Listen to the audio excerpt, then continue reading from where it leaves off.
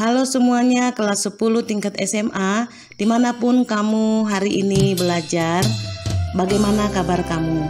Tentu kamu masih semangat kan belajarnya? Ibu berharap kamu semangat seperti ibu semangat juga untuk mengajari kamu. Ibu selalu berterima kasih terhadap sebuah kesempatan di mana kita bisa dipertemukan melalui video-video belajar yang ibu sajikan untuk kamu.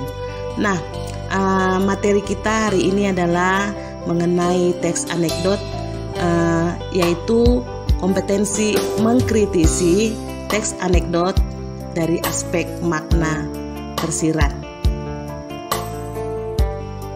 Kompetensi mengkritisi teks anekdot dari aspek makna tersirat itu dapat kita lakukan dengan melaksanakan kegiatan.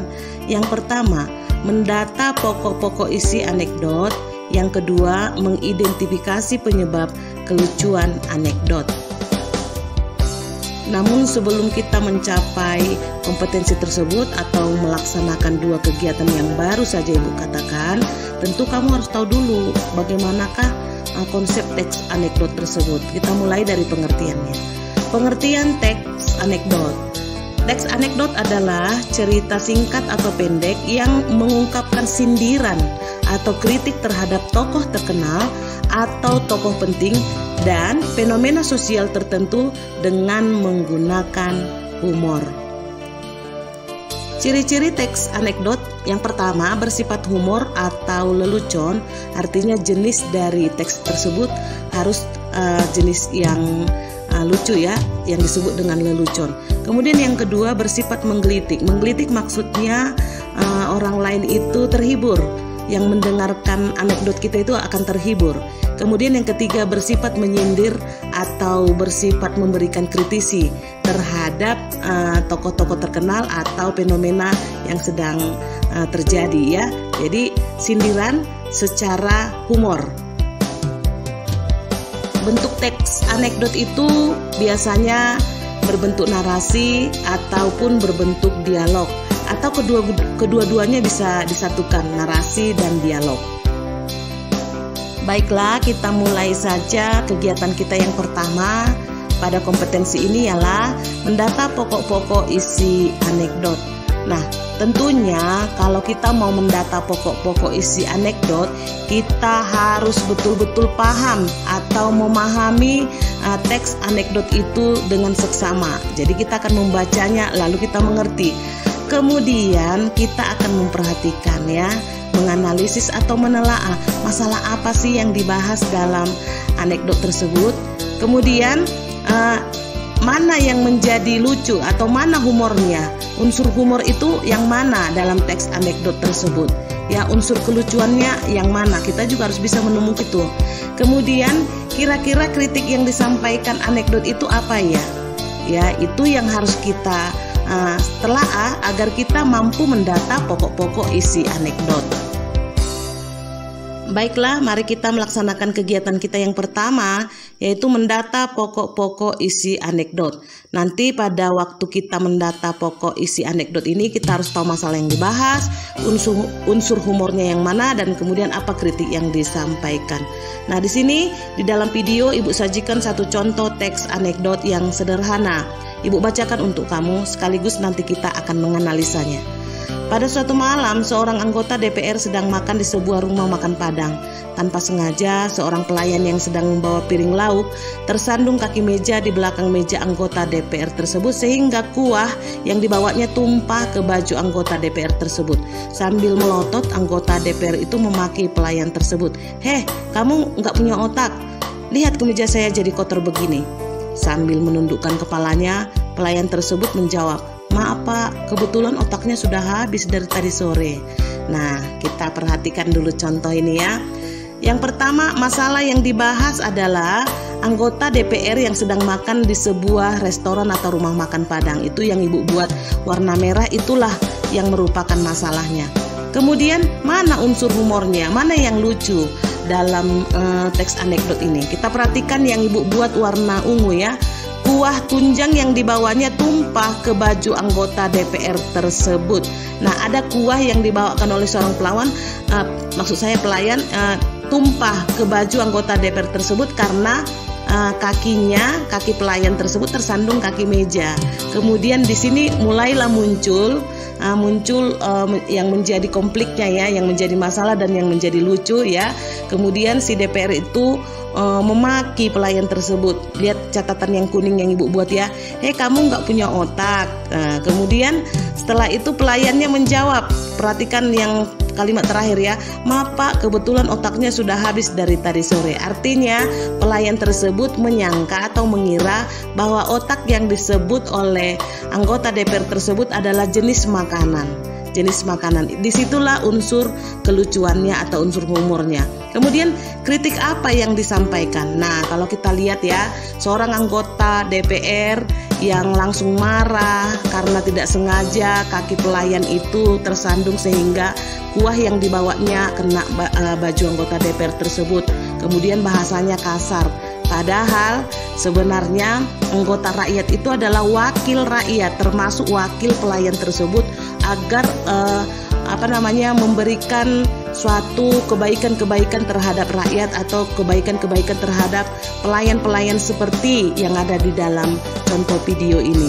Namun yang kita lihat justru anggota DPR tersebut justru kasar kepada rakyat yang mungkin saja rakyat di sini adalah pelayan ya, pelayan adalah salah satu contoh rakyat kan, yang mungkin saja pelayan ini memilih anggota DPR tersebut ya. Tetapi lihatlah bahasa anggota DPR itu sindiran kepada orang-orang yang menjabat ya, yang menjabat sebagai yang namanya wakil rakyat tetapi tidak mewakili hati nurani rakyat. Kira-kira begitulah sindirannya atau kritikan yang disampaikan oleh teks anekdot ini. Selanjutnya dalam video Ibu sajikan contoh yang kedua, teks anekdot. Kemudian kita akan membahasnya, tapi sebelumnya Ibu bacakan untuk kamu.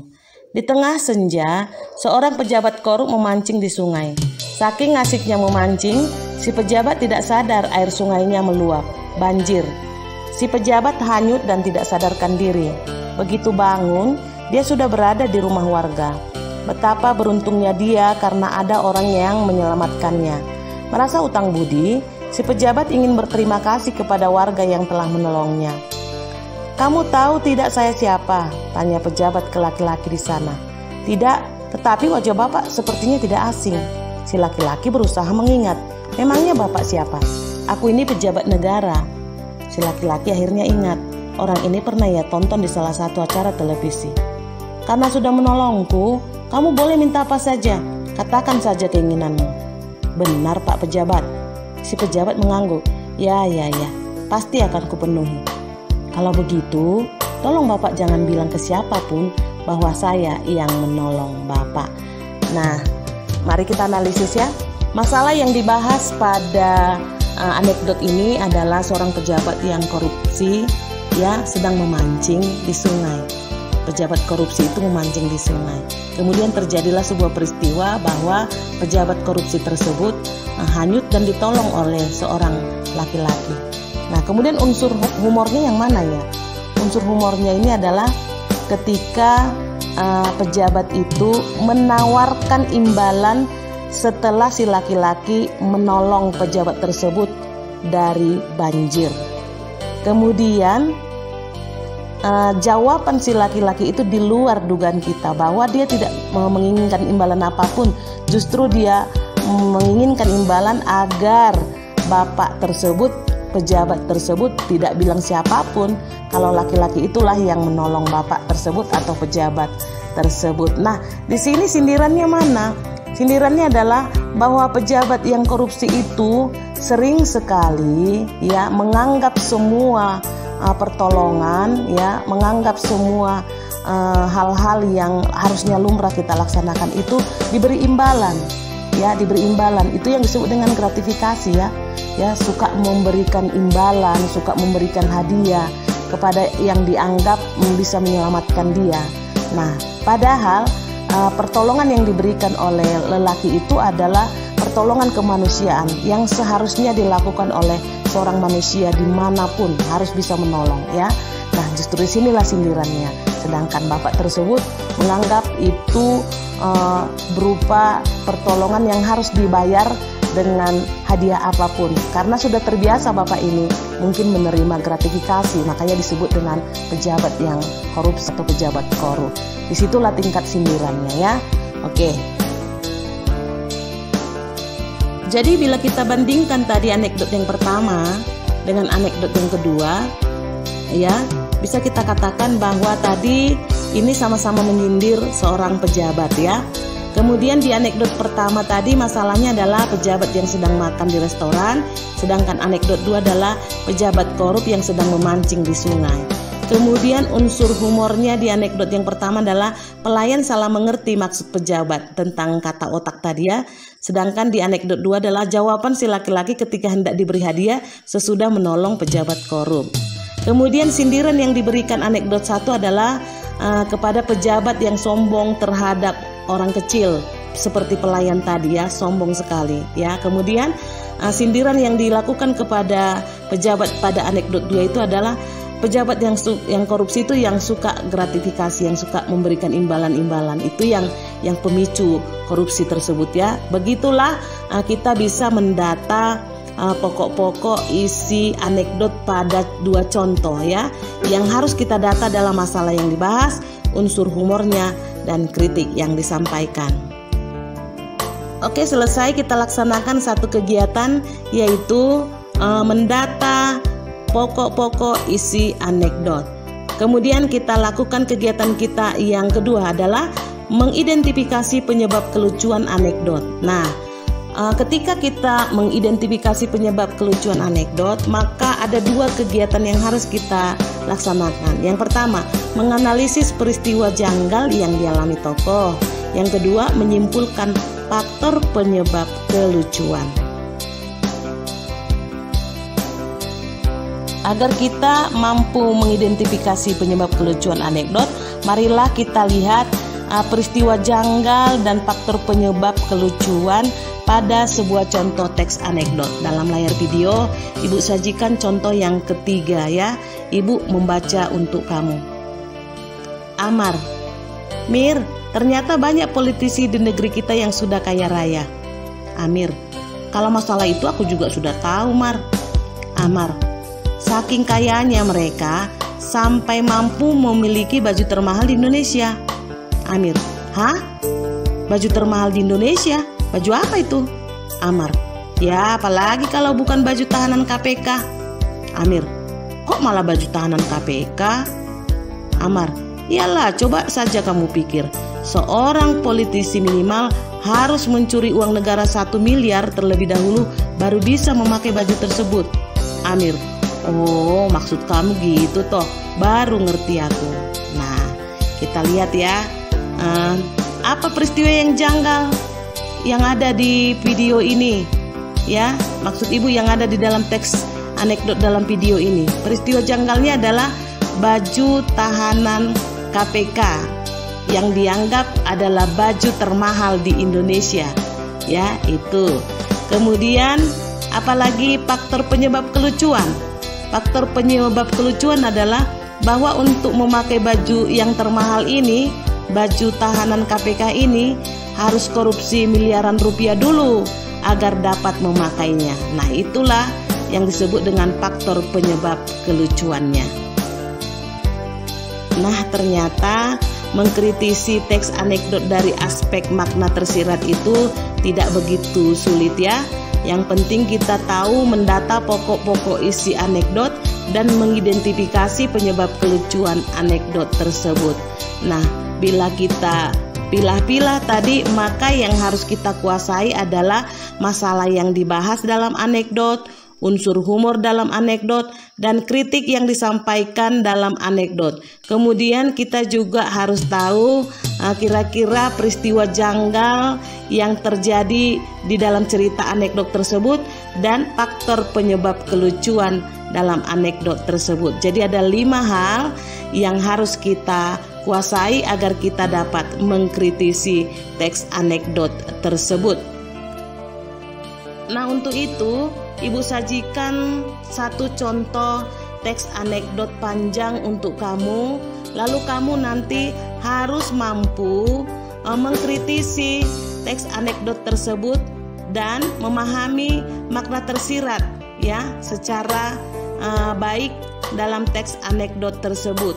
Tentunya untuk dapat mengkritisi teks anekdot tersebut, kamu harus mendata pokok-pokok isi anekdot dan mengidentifikasi penyebab kelucuan anekdot.